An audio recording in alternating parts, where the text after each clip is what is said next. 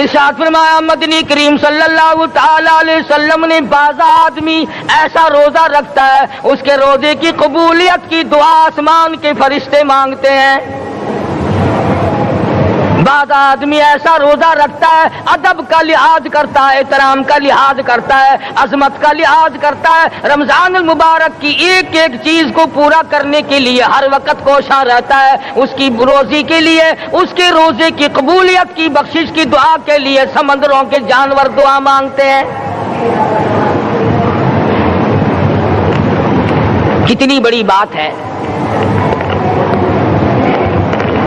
آج لوگوں کو پرواہ نہیں کہ روزہ کیا چیز ہے, خام خواہ برباد کر دیتے ہیں.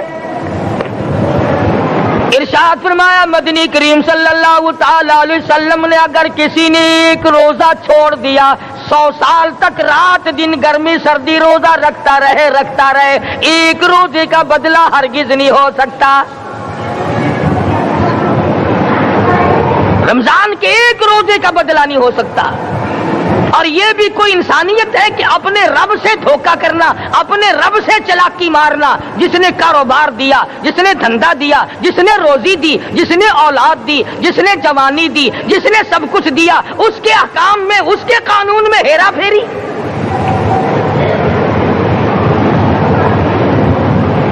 صحابہ کرام رضوان اللہ تعالی علیہ مجمعین کی جماعت کے یہاں تو ایسا ہرگز نہ تھا. وہ لوگ تو تن من دھن سے اپنے آپ کو قربان کیا کرتے تھے. اب آپ خیال فرمائیں کہ رمضان کا 17واں روزہ ہے اور جنگ بدر ہوا ہے. اسلام کی سب سے پہلی لڑائی روزوں میں ہوئی. اسلام کی سب سے پہلی لڑائی روزوں میں ہوئی. صحابہ کے پاس ریشن نہیں, اسلحہ نہیں, ساز و سامان نہیں, تلوار نہیں, تیر نہیں, گھوڑے نہیں, اونٹ نہیں, کچھ بھی نہیں, مگر پہلا میدان محمد کریم صلی اللہ علیہ وسلم کو جو صحابہ کرام کو بھگتنا پڑا وہ روزے کے ساتھ تھا اور گرمی کا موسم تھا.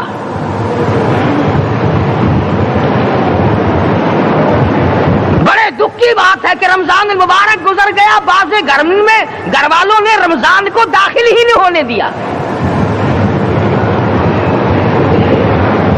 اچھے بھلے کھاتے پیتے آدمی روزہ نہیں رکھتے.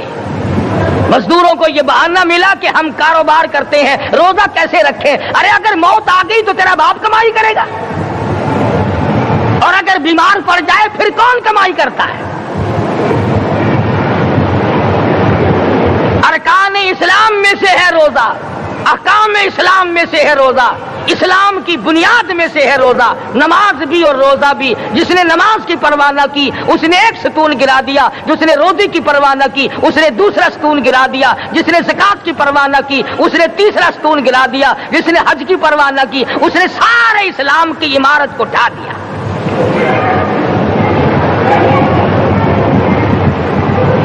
ارشاد فرمایا مدنی کریم صلی اللہ تعالی علیہ وسلم نے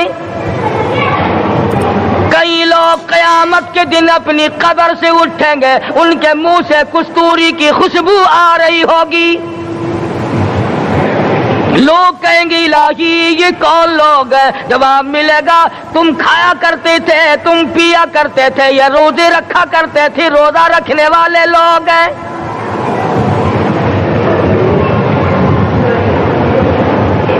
ملتان کے دوستو, اگر تمہاری یہ تمنا ہو کہ ہم قیامت کی پیاس سے بچ جائیں, 50,000 سال کی شدت والی پیاس سے بچ جائیں, قیامت کے دن والی گھبراہٹ سے بچ جائیں, قیامت کے خوفناک عذاب سے بچ جائیں, اگر 50,000 سال کی دھوپ سے بچنا چاہتے ہو, شدت سے بچنا چاہتے ہو, گرمی سے بچنا چاہتے ہو, پیاس سے بچنا چاہتے ہو, مسلم شریف کی روایت میں ہے ایک آدمی کی زبان اتنی باہر لٹک جائے گی اس پہ 18 آدمی کھڑے ہو سکے. ان تمام پیاسوں سے, گھبراہٹوں سے اگر بچنا چاہتے ہو, اتنی شدید گھبراہٹ آئے گی, اتنا سخت ماحول بن جائے گا. قرآن کریم کہتا ہے یا ایھا الناس اتقوا ربکم, ڈرو اپنے پروردگار سے جتنے تمہیں آنکھیں دی. اتقوا ربکم، ڈرو اس پروردگار سے جس نے زبان دی. اتقوا ربکم، ڈرو اس پروردگار سے جس نے اولاد دی. اتقوا ربکم، ڈرو اس پروردگار سے جس نے کاروبار دیا. ڈرو اس پروردگار سے جس نے ہاتھ دیے، جس نے پیر دیے. فرمایا اتقوا ربکم ان زلزلۃ الساعۃ شیء عظیم. اتنا سخت گھبراہٹ ہوگا قیامت کے دن. نبی کریم صلی اللہ علیہ وسلم نے فرمایا اگر کوئی اس پیاس سے بچنا چاہتا ہے، اس گھبراہٹ سے بچنا چاہتا ہے، تو ایک ہی صورت ہے کہ وہ رمضان کے روزے رکھا کرے. حدیث میں آتا ہے کہ قیامت کے دن اللہ پاک جل شانہ عرش عظیم کے سائے میں کچھ لوگوں کو دسترخوان پہ بٹھا کر کھانا کھلائیں گے.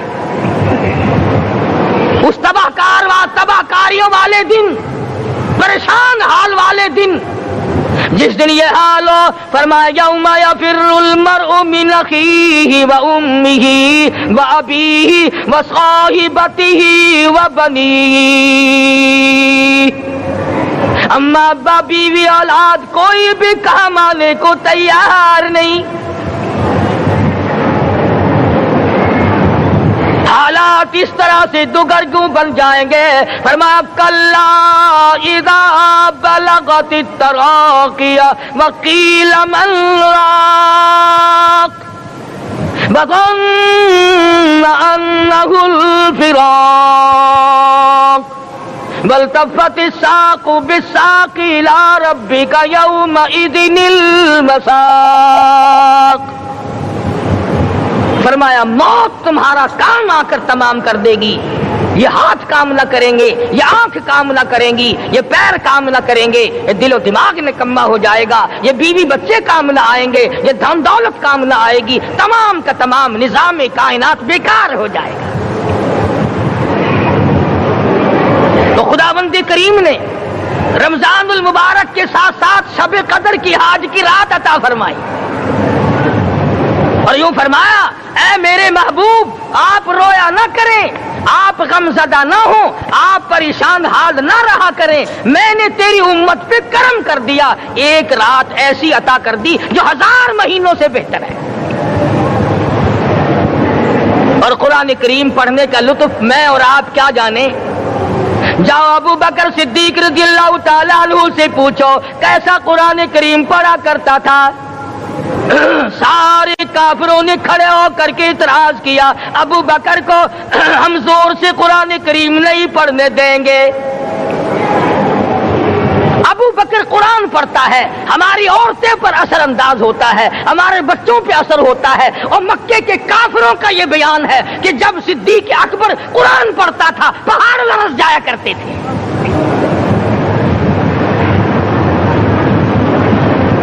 صدیق سے قرآن پڑھنا سیکھو. فاروق اعظم نے اسی قرآن کریم کے ذریعے سب کچھ حاصل کیا. ساری رات فاروق اعظم قرآن کریم کی تلاوت کیا کرتے تھے، ایک ایک رکعت میں پورا ختم